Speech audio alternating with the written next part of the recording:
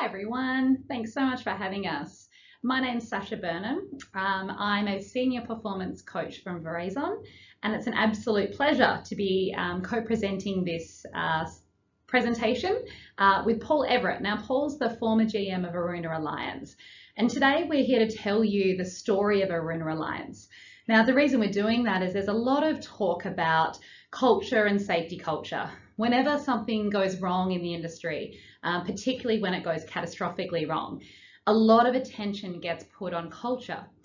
Now, to actually transform culture, it's a very complicated and adaptive challenge.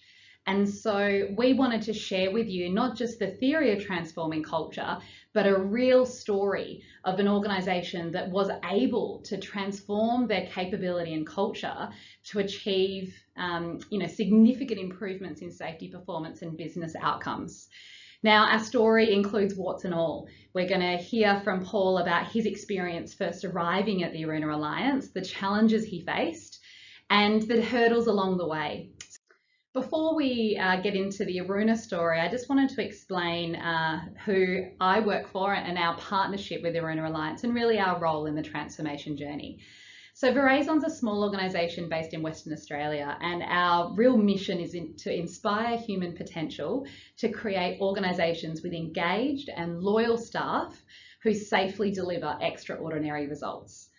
Now, I know that's not an easy feat, and so to do that, we really need to take a systemic approach to organisation transformation by harnessing capability. And so often one of the capability areas we look at is leadership capability, organisational culture, which isn't limited to just culture, it also looks at systems that influence organisational culture to ultimately achieve a different outcome. So it's about understanding what outcomes are important to an organisation, and in order to achieve that, what culture and capability are required.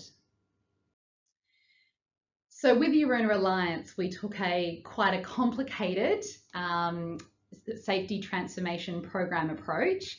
And here are a couple of the transformation design elements that you may hear about from Paul just shortly. Ultimately, our approach is to get a clear understanding of the current situation before we begin anything. So it's about going into an organisation in partnership with them and their key leaders to conduct a thorough, independent and empirical-based assessment. So you'll hear from Paul around some of the results of the early assessments and then the ongoing assessments each year throughout this program. And the two assessment tools that he's going to talk about, the first being the ISA 360. So for those of you that haven't heard of the ISA 360, it's a 360-degree leadership tool that assesses leadership in a safety context. The second tool that he's going to refer to a number of times is the IASK, or the Integral Assessment of Safety Culture. Now, this inventory is a holistic, whole of organisation assessment that picks up on culture, safety culture and engagement, and identifies some key levers that are important to pull when transforming organisational culture. So we began there in terms of the Aroona story. We conducted a number of assessments and then co-created a really in-depth program with the key leaders of the organisation with the goal of transforming the current situation to a preferred aligned organisation that had the effective systems and culture that would achieve the results they desired. Now, you'll hear about two of the elements in particular today. These elements fit within the engagement and the maintenance space, and they are SCOGs. So that's an acronym for Safety Culture Optimization Group. Paul's going to talk about his experience of being in an SCOG, and personally I see it as one of the most impactful design elements when it came to the Aroona's journey. And then the second one is in-field coaching. So there's a lot of leaders and a lot of you in the audience are likely to participate in leadership coaching. What set the Aroona story apart was really actually engaging in field coaching. So live coaching opportunities where leaders were able to be challenged in their day-to-day roles about how they could be more effective, particularly when engaging the workforce. So to put it super simply, our approach at Verizon is to genuinely partner with an organisation to get a desired impact. So whatever it is that matters to an organisation, and you're going to hear from Aroona about what mattered to them, we want to work together in partnership to achieve that impact. Now, some of that will require behavioural change. So it will require people to do things differently in order to achieve a different impact. But what set the Aroona journey apart and our approach apart from others is it's not just about behavioural change, because people will only demonstrate a certain behaviour over time if they actually believe in the reason why they're demonstrating that behaviour. So what's really important to focus on is not just behavioural change, but actually changing people's views. So changing people's views at the individual level and also at the organisational level. What do your workforce actually believe is the most important thing? And so in order to transform that, to achieve the desired impact, it starts with the inquiry. It starts with uncovering those views, both at the individual level and at the organisational level. And that's why we started with Aroona. So shortly you'll hear from Paul, and he's going to refer to this model or this framework a number of times. And with each assessment, more views and new views were brought to the light. And from that, we were able to understand why people were behaving in certain ways and what impacts that led to for our organisation.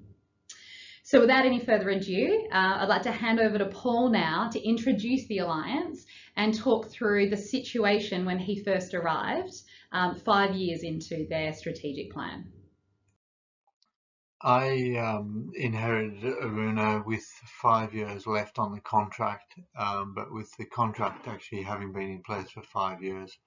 Aroona was an alliance that had been formed to actually deliver operational and maintenance services to Metropolitan Perth. It consisted of about 400 people, and those 400 people were employed, throughout the metropolitan region. The scope of the alliance was to deliver the production and treatment for the water to the metropolitan region of Perth, and that included a number of fairly complex treatment assets. In terms of the budget was around about $110 million of OPEX and $25 million of CAPEX. The alliance had been set up to improve things like regulatory compliance and quality of product. It had also been set up to reduce operating costs, something which had become a bit of a catch cry, and had been spectacularly successful in actually reducing cost by 25 million in the first 5 years. Unfortunately, the culture and the safety program had not really improved or changed. There had been some improvement of safety performance, but it was somewhat stalled. And the initiatives about where the next tranche of savings and how they were going to actually, make the savings beyond the low-hanging fruit that they'd identified to date, they were a little bit out of ideas when they took over. As a result of all this, people felt dissatisfied and powerless, and they were looking to the leaders for lots of things, primarily because it had been set up with a very hierarchical system, a very traditional system, and that hierarchical system meant that from myself to some of the lower levels, there were significant numbers of leaders between myself and them. In 2018, in order to actually get a better understanding, we decided that we would to actually use the ISA tools to actually try and understand culturally what was happening and try to get some feedback so we could make a plan as to what to do next. So the results of the ISA survey were clear, in the sense that that people had commitment to actually to be safe. They actually cared for each other, strongly cared for each other, but what there was gaps in their curiosity and interconnectedness. That it just things just didn't feel that it didn't happen for them. And they were concerned about where they were, and they just accepted that.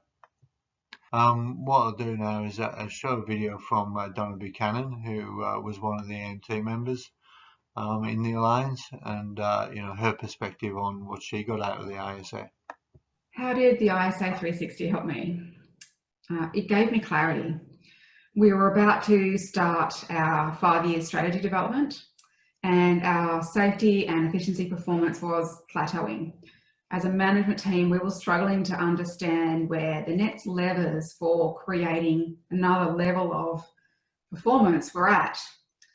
The ISA 360 aggregate report helped us see as leaders how we were impacting the performance in these areas. And it wasn't in things like processes and systems, it was in our thinking.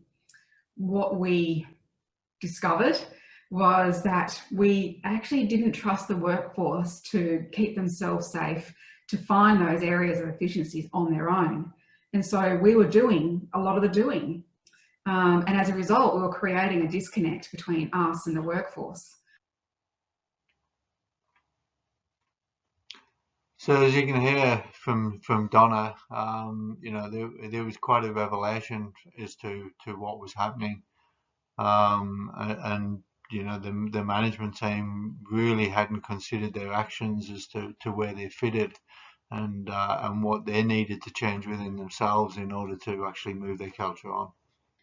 As you can see, the majority of the organisation felt the culture sat in either the reacting or conforming space.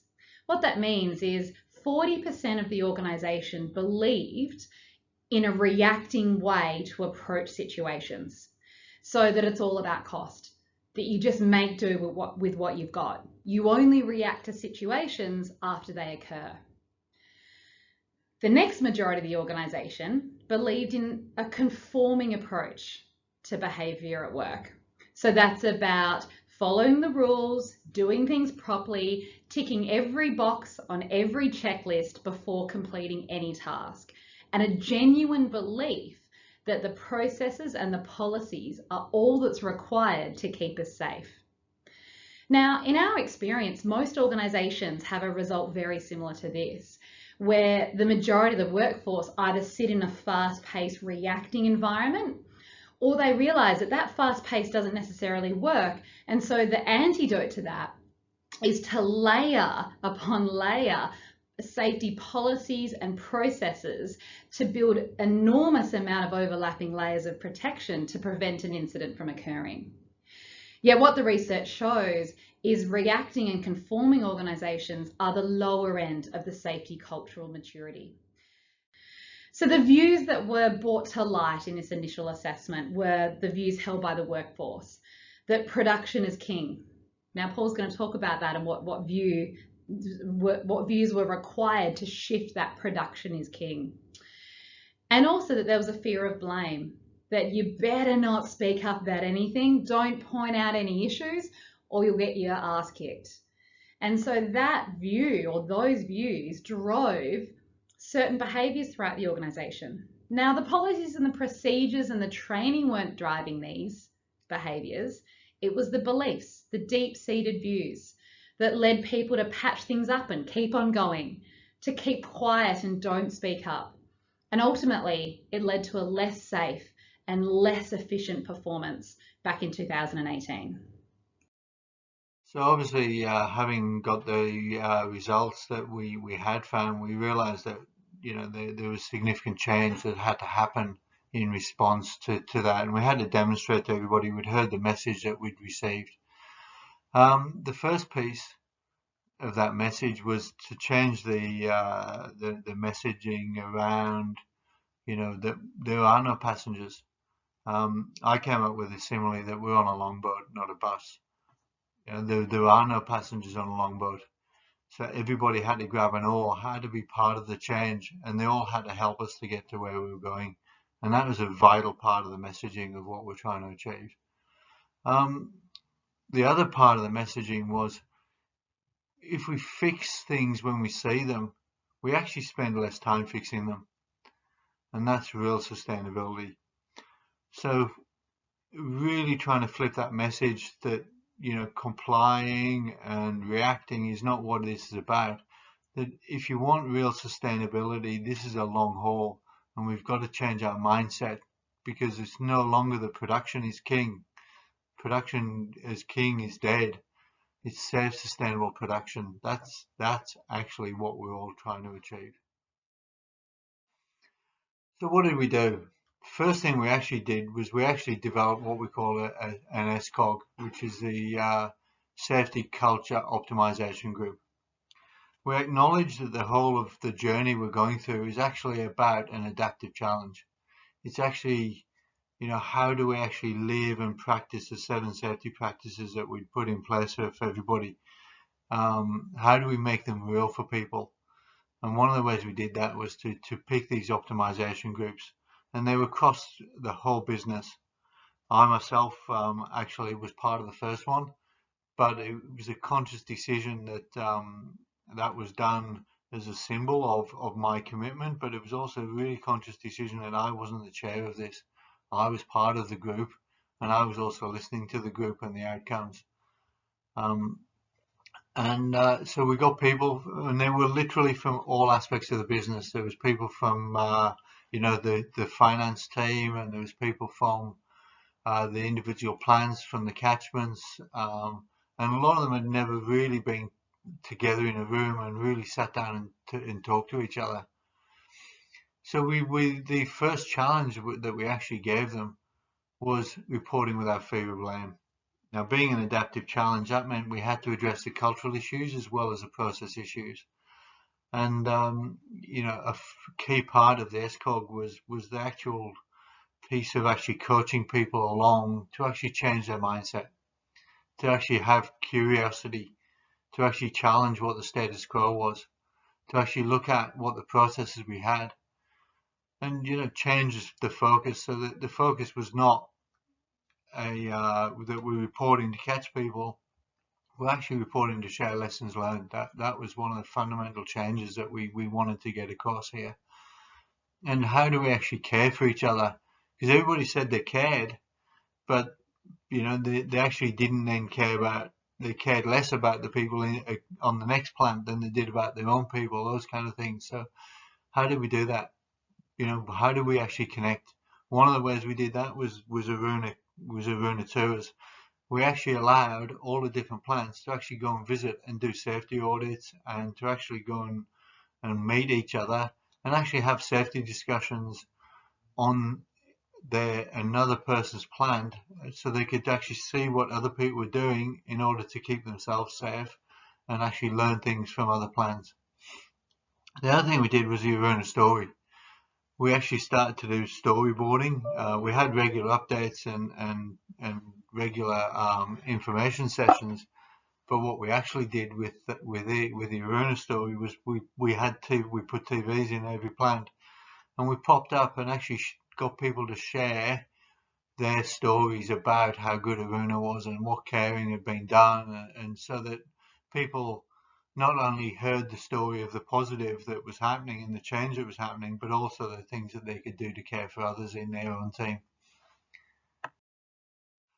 So 2019 came around, and we just completed the first SCOG by the end of 2019, and what we then went on to do was we went and did another culture survey to see just how far progress we'd made. Look, when we ended this, we had high hopes that we were actually going to get rid of reacting in the first year or so, and that all of this was going to make phenomenal change. But that wasn't where we got to, and I think with hindsight now, I think it's clear that really wasn't realistic.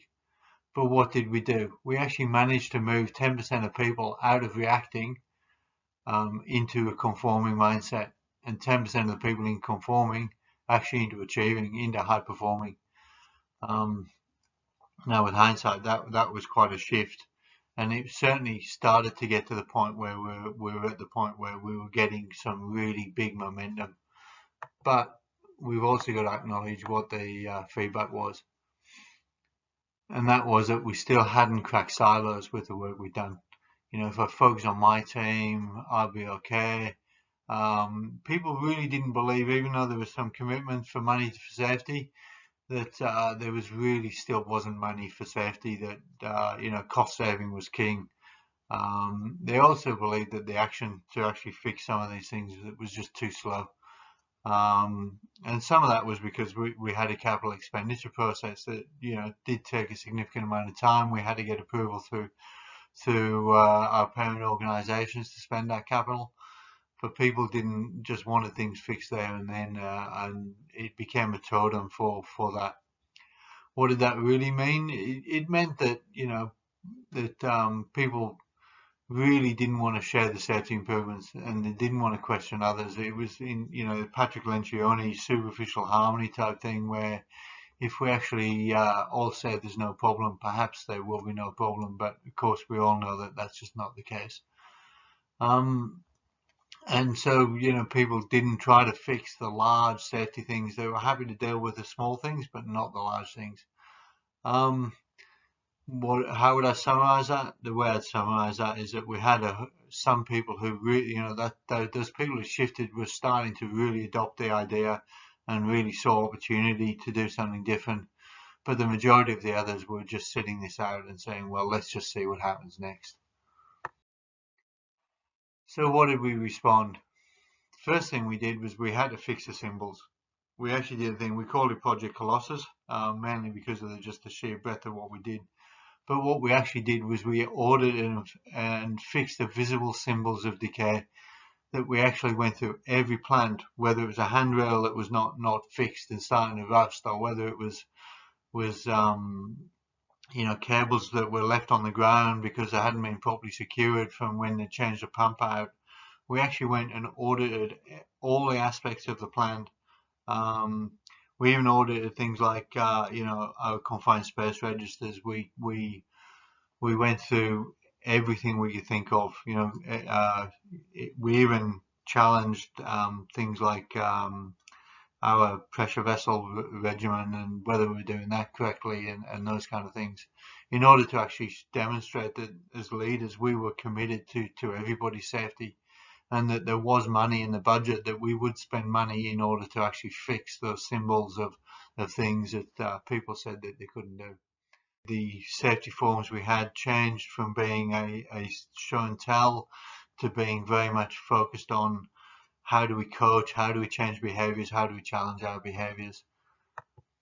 And you know, as a result of that, we started to see that response. What else did we do? We actually started to really talk about the vision much more. And so as part of that, we kicked off our second SCOG, engaging people in the vision. And we actually, you know, produced cards. Everybody got a card that said, this is an integral workspace. This is what we want to do. These are the behaviors that we stand for in Aroona. You know, how do we actually make those things accessible? How do we change what people believe in our organisation, not just fix the processes? And that led us to SCOG 3, which then became, how do we actually commit to taking action about our safety? So the first SCOG was, you know, how do we teach people about the culture we stand for, and then how do we actually enact that culture? You know, how do we actually make sure that when there is an action that needs to be completed, the coming out of an incident and the lessons that we've learned, how do we actually then make sure that they happen? Because the black holes, you know, perception is real. The black holes felt and were real for people on those plants. And it's no good saying, yeah, but we fixed them, because if they still believe they're real, then they are real. The other thing we did was we actually asked everybody as part of their cultural journey to actually make a personal commitment. And we produced these posters. So everybody who's a leader had these posters and put these posters up, put them in their offices, put them on their safety boards. And why did we do that? So that, you know, they were making a personal commitment about what they're going to do and what they believe is what they stand for, so that we can actually, you know, if people want to then ask about it, they had a platform to start talking about what they believed and why they believed it, and how they wanted to show up as a leader to change the culture within their own groups. And, you know, that was a very empowering thing for a lot of people. it really was that piece of you are empowered to actually do what you say you can do. And that brings us to 2020. Unfortunately, in 2020, there was a decision by the West Australian government to terminate the alliance early. And so we did a final check-in about where and how far we'd got everybody to move in their cultural journey. And I'll share that with you now. And you know, we managed to get, you know, another 15% out of the 30 we had in 2019 in the next year. We'd got another 15% of people out of reacting. They'd gone into conforming, but at the same time, you know, the people who'd been in conforming, 15% of them had actually moved on and actually gone into achieving. And some of those that had been in achieving, another 5% had actually moved into integral. And that was absolutely amazing, that we'd actually managed to get people to make that journey right through that whole spectrum and that evolution of reacting to conforming from conforming to achieving and then into integral. Unfortunately, we did have some people who hadn't moved and still a lot of conforming. So the beliefs that we saw this time were it takes too long to take a meaningful practical action. You know, staff were feeling empowered though, but they didn't feel empowered by the environment they're in.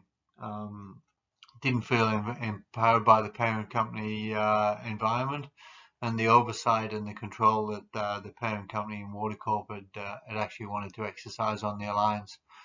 So therefore, a lot of people became stuck in conforming because they didn't trust that there was a long-term sustainable change for themselves and that they would be going back into their parent organisation.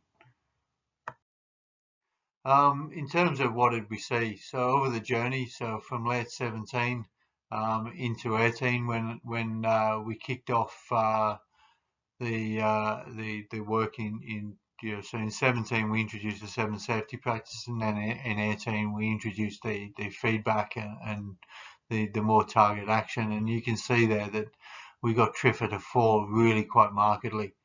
Unfortunately, at the end of about October 19, we were advised that the alliance will be finishing in July this year, and was being wrapped up and transitioned to back into the Water Corporation parent organisation.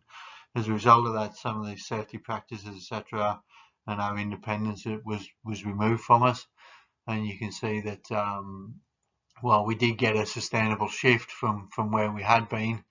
There was some increase, and there was a lot of defocusing and a lot of loss of engagement at that point in terms of the momentum of what we're trying to achieve.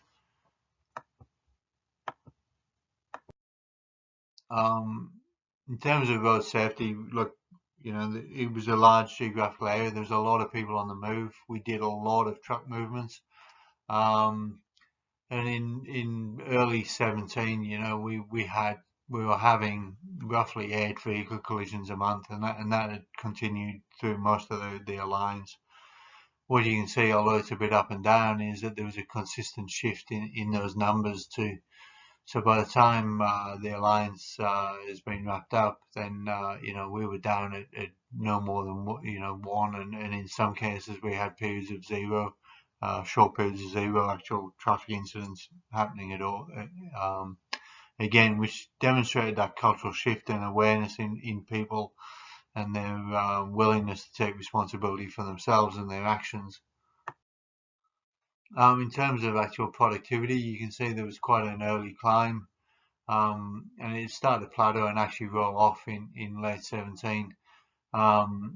When we kicked this off, we matched that with some other changes to our planning regimen and lifted that. But what you can see is that through 18 and all the way into 19 and 20, we got a consistent lift in productivity. The culture within the Alliance is nearly at the tipping point, where there are equal amounts of achieving and integral cultures collectively as there is reacting and conforming that existed back in 2017. The challenge is creating a safer workplace is a journey and not a destination, because without continued commitment, it can very easily tip back. Now, as Paul's mentioned, the Alliance is coming to an end very shortly. And so that causes refocus and often can challenge the commitment levels of individuals within that organisation that are required to continue on this transformational journey. Now, in the interest of time, we didn't cover a couple of topics, and so just wanted to let you know there were some other things that we've spoken about as part of the AIHS Safetyscape event. One, we talked about the particular assessment tools and the research and the science behind those in a presentation yesterday. So if you're interested in that, we'd be more than happy sharing the recording of that session with you. And also one of my colleagues presented on the neuroscience of safety. So took an entirely different approach to safety leadership that's also relevant to the Aroona story. So again, if you're interested in that one, please don't hesitate to get in touch. We'd be more than happy sharing those presentations with you after today. That's all from us. I again want to thank Paul for giving up your time and joining us today. And we'll turn our attention to you all in the audience to see if there's any questions for either of us about what you heard today. Thank you.